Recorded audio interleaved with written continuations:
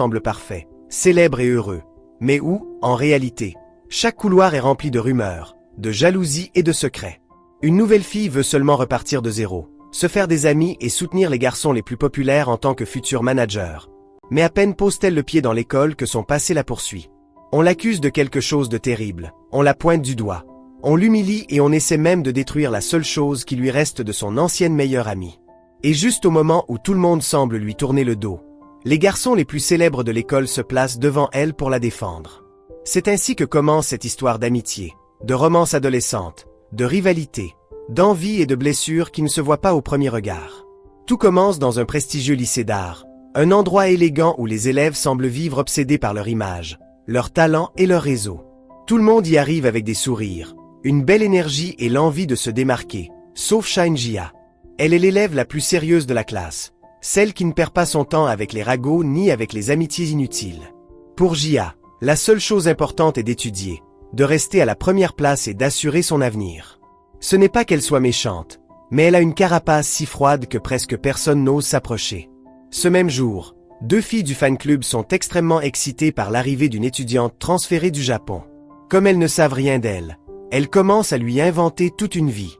D'abord, elles disent qu'elle fut peut-être un gros problème dans son ancienne école. Puis elles exagèrent encore davantage et imaginent même qu'elle pourrait être la fille d'une famille dangereuse, avec une histoire sombre et une attitude intimidante. Mais lorsque la supposée fille mystérieuse entre dans la classe, toutes leurs théories s'effondrent.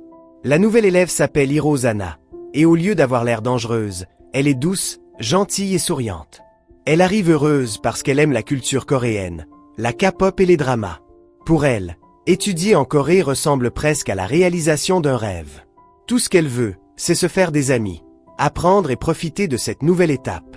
La professeure la présente avec enthousiasme, mais Jia, avec son style direct, lui demande de ne pas la laisser debout si longtemps et de plutôt la laisser s'asseoir.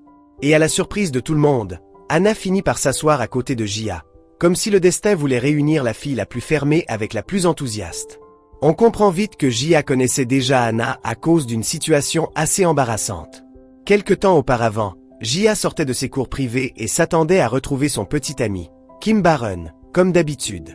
Mais ce jour-là, il n'était pas là où il devait être. Lorsqu'elle l'a appelé, il ne répondait pas, jusqu'à ce qu'elle le voie en train de manger avec une fille inconnue, Anna. Jia, sans réfléchir, s'est laissée emporter par la jalousie.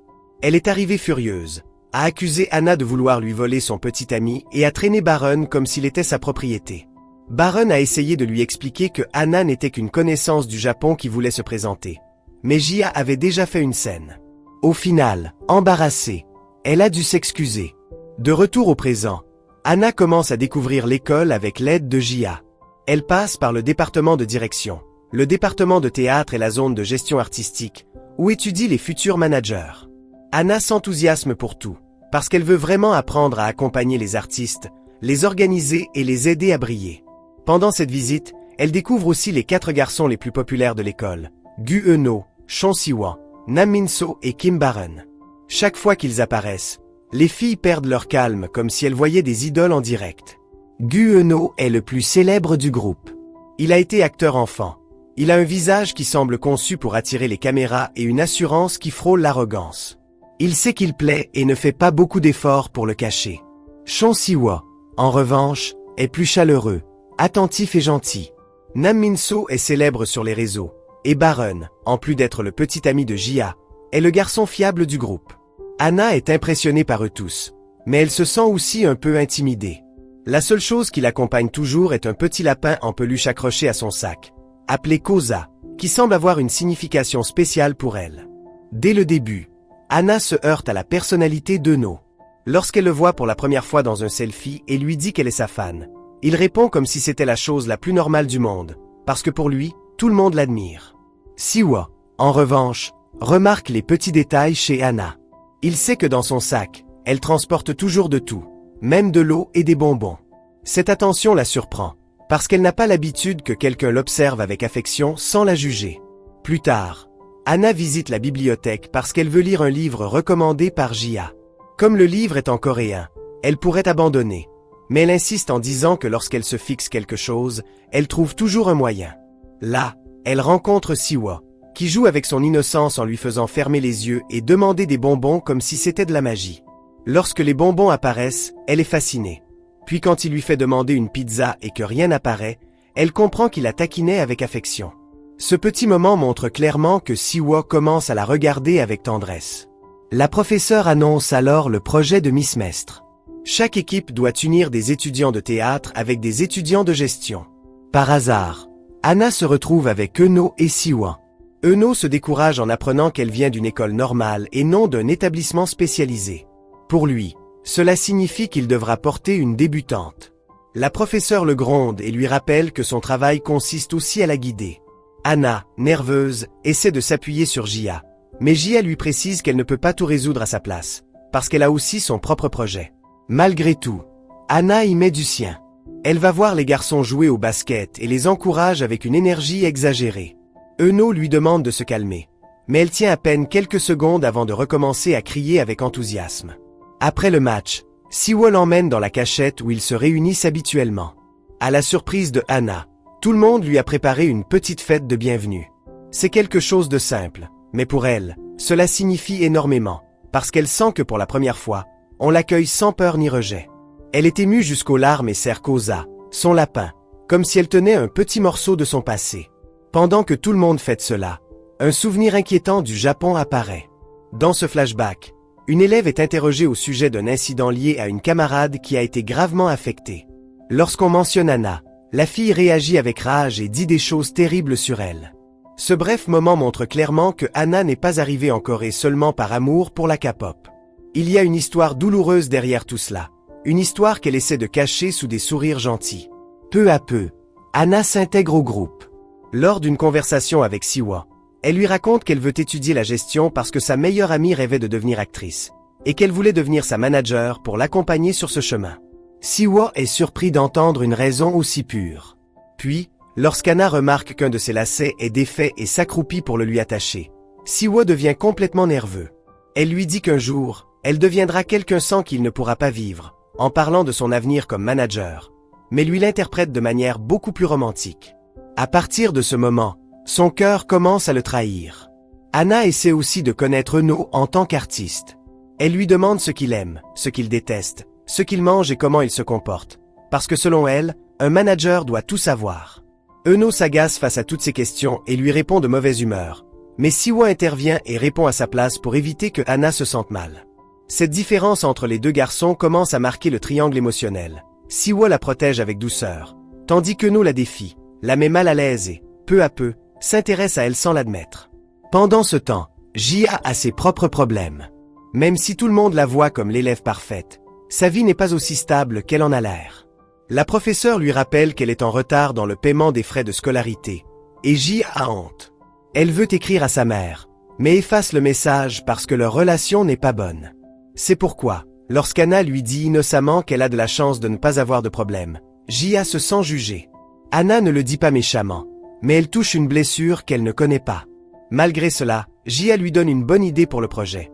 Enregistrer des vidéos quotidiennes d'Eno et Siwa, en montrant leur routine et leur charisme. Anna prend ce conseil très au sérieux. Elle fait des recherches sur les réseaux, le montage, les titres et les façons de rendre une vidéo captivante pour le public. Avec son enthousiasme, elle commence à filmer les garçons dans des moments naturels. Elle filme Siwa parlant avec douceur, Eno montrant son côté le plus séduisant, et même si elle manque de tomber pendant une prise, Siwa la rattrape juste à temps. Les vidéos explosent. Les vues montent énormément, non seulement en Corée, mais aussi depuis d'autres pays. Anna court leur annoncer la nouvelle, et Siwa se réjouit simplement parce qu'elle est heureuse. Eno s'y intéresse aussi, mais il s'agace en la voyant partir avec Siwa après avoir acheté un lait à la banane pour elle.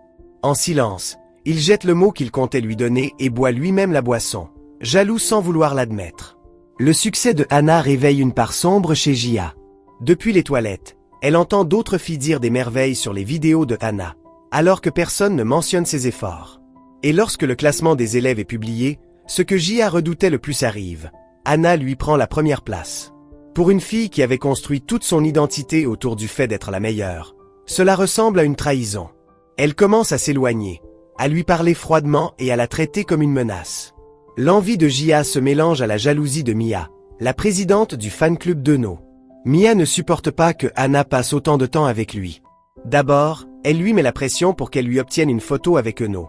Puis elle commence à surveiller chacun de ses mouvements, croyant que Anna utilise le projet pour se rapprocher romantiquement du garçon le plus populaire. Eno, en s'en rendant compte, affronte Mia et l'avertit de ne pas embêter son équipe. Mais cela ne suffit pas à éteindre la jalousie. Anna, de son côté, commence à remarquer de petits gestes d'Eno qui la désarment. Il la protège lorsqu'elle manque de recevoir un ballon, lui donne une petite clé qu'il avait utilisée dans un film lorsqu'il était enfant et lui dit qu'elle lui portera chance. Elle l'accroche à côté de son lapin Koza, heureuse de ce détail. Cependant, ce bonheur dure peu, car Mia et ses amis l'encerclent. Elle l'accuse de vouloir attirer l'attention d'Eno, l'intimide et finissent par détruire son lapin en peluche. Ce moment change tout. Anna cesse d'être la fille qui sourit pour éviter les problèmes et montre une force que personne n'attendait. D'une voix ferme, elle dit à Mia qu'avant de vouloir devenir l'amie de quelqu'un, elle devrait d'abord apprendre à être une personne décente. Mia sort effrayée, convaincue que Anna possède un côté dangereux. Eno, qui entend tout, est impressionné. Pour la première fois, il voit que derrière cette douceur se cache une fille qui a survécu à bien plus que ce qu'elle laisse paraître. Ensuite, Anna essaie de réparer Koza, et Eno commence à remarquer que son sourire n'est pas toujours réel. Pendant qu'ils cuisinent ensemble, il lui demande pourquoi elle semble faire semblant d'être joyeuse.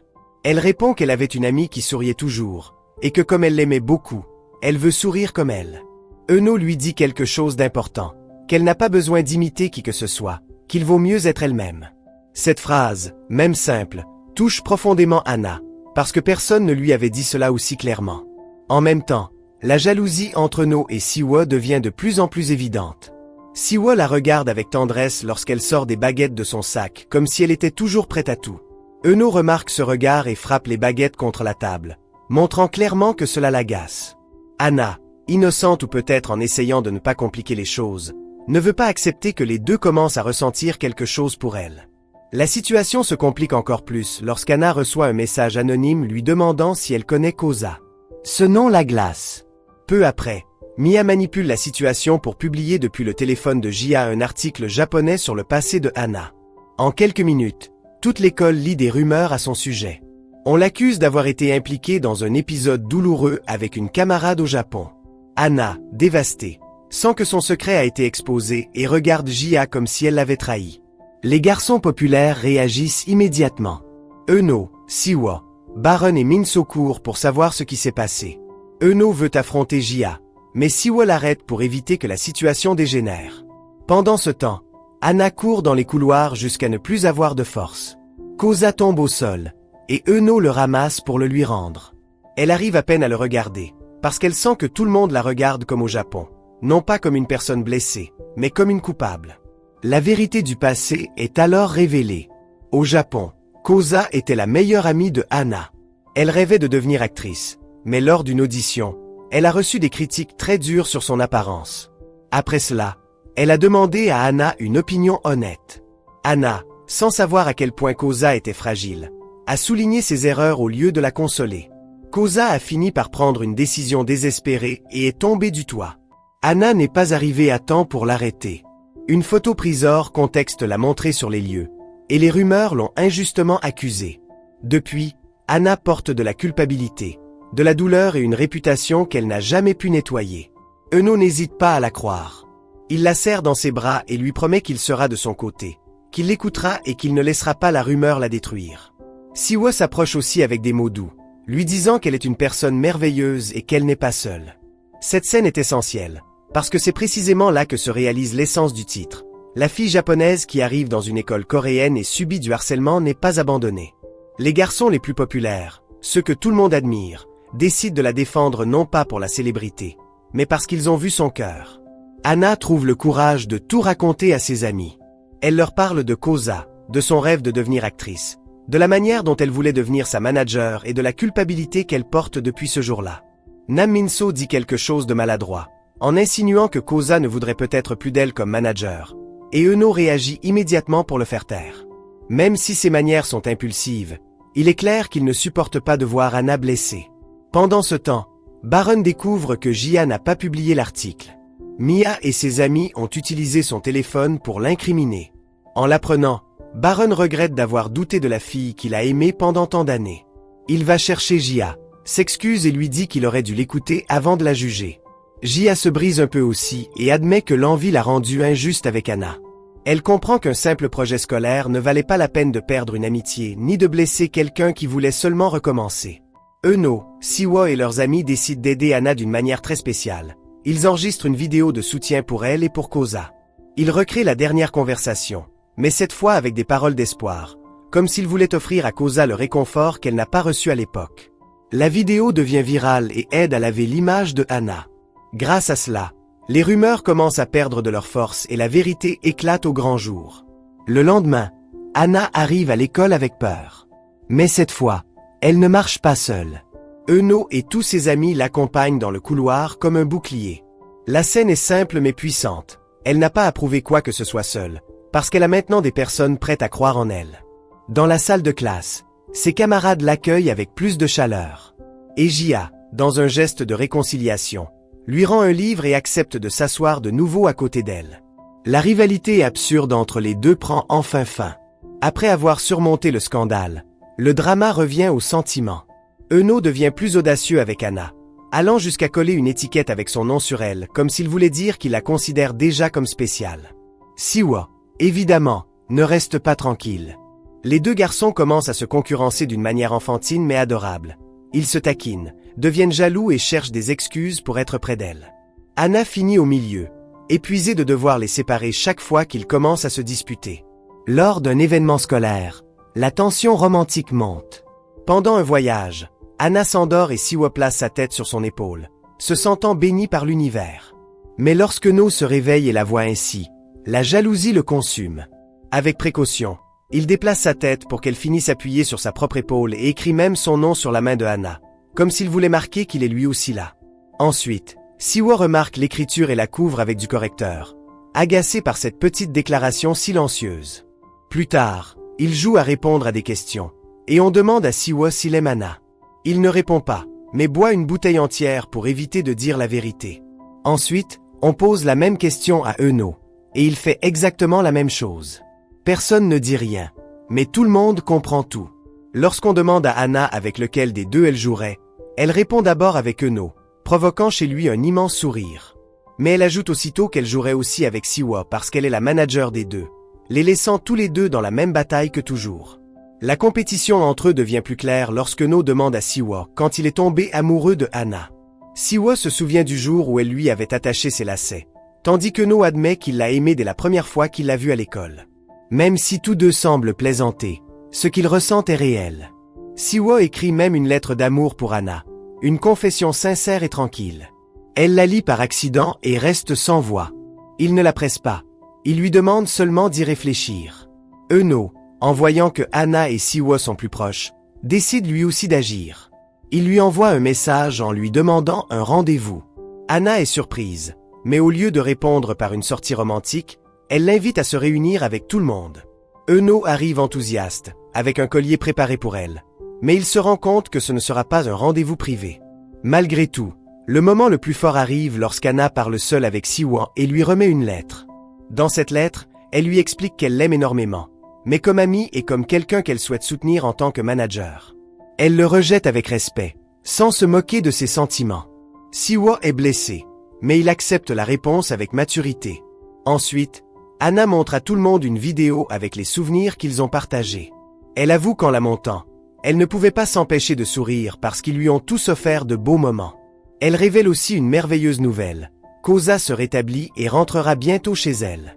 Pour Anna, cela signifie que la culpabilité qu'elle portait commence à se transformer en espoir. Alors il se met à pleuvoir, et Euno sent que s'il ne parle pas maintenant, il pourrait perdre son opportunité. Il prend la main de Anna et ils courent tous les deux sous la pluie. Lorsqu'il s'arrête, elle tremble de froid et il lui pose sa veste sur les épaules. Il se déclare enfin. Il lui dit que la voir dans sa vie l'a rendu plus heureux que jamais, que même si cela lui fait mal de la voir partir, elle aura toujours une place spéciale dans son cœur. Puis il prend la petite clé qu'il lui avait offerte autrefois et l'accroche à son propre collier, lui promettant qu'une partie de lui ira toujours avec elle. Peu après, Anna retourne au Japon. Il n'y a pas de fin romantique parfaite avec des baisers éternels ni des promesses impossibles, mais il reste une belle connexion. Eno regarde ses photos et propose que tout le monde aille lui rendre visite, comme si la distance ne suffisait pas à séparer ce qu'ils ont construit. Ses amis acceptent, parce qu'au final, Anna n'est plus la nouvelle fille ni l'étrangère entourée de rumeurs. Elle fait maintenant partie d'eux. Ce qu'il y a de beau dans cette histoire, c'est que même si Anna semble être une fille trop douce pour se défendre, en réalité elle n'est pas faible. Ce qui se passe, c'est qu'elle arrive en Corée en essayant de ne pas répéter les erreurs du passé. Au Japon, elle a perdu son amie, sa réputation et sa confiance en elle. C'est pourquoi, lorsqu'elle entre dans cette nouvelle école, elle décide de sourire plus que nécessaire, d'être utile à tout le monde et de ne déranger personne. C'est comme si elle croyait que, si elle devient parfaite, personne n'aura de raison de la rejeter. Mais la vie lui montre que les personnes qui veulent faire du mal n'ont pas besoin de vraies raisons, seulement d'une excuse. C'est pourquoi cela fait si mal de voir comment Mia et son groupe transforment leur admiration pour Eno en obsession. Elles n'aiment pas vraiment le garçon. Elles aiment l'idée de le posséder, de contrôler qui peut s'approcher de lui et qui mérite de le regarder. Anna n'essaie jamais de leur prendre quoi que ce soit, mais son talent, sa proximité avec Eno et sa façon naturelle de gagner l'affection de Siwoo les font se sentir menacés. C'est là que naît le harcèlement, de l'insécurité d'autres personnes qui préfèrent enfoncer quelqu'un plutôt que de s'améliorer elles-mêmes.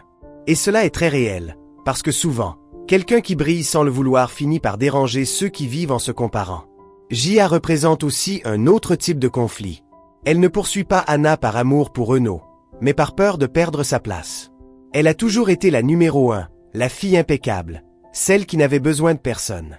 Puis arrive Anna, sans expérience, avec un sourire maladroit et une énergie sincère, et en quelques semaines, elle obtient ce que Jia a mis des années à construire. Cela la brise intérieurement. Mais le drama ne la peint pas comme une méchante absolue, parce qu'il nous montre aussi ses problèmes, la pression économique, la relation difficile avec sa mère et la peur d'échouer. Jia se trompe, oui, mais son erreur naît d'une blessure qu'elle n'a jamais appris à dire à voix haute.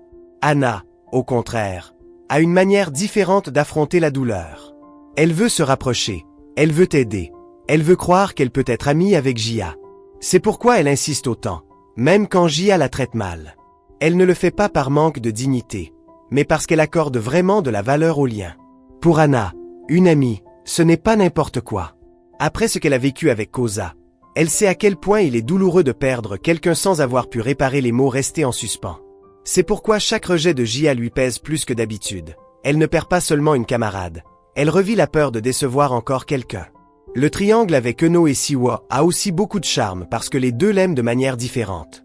Siwoo est le garçon qui apparaît avec calme, qui la console dans sa langue, qui remarque quand elle est triste et qui tombe amoureux des petits détails.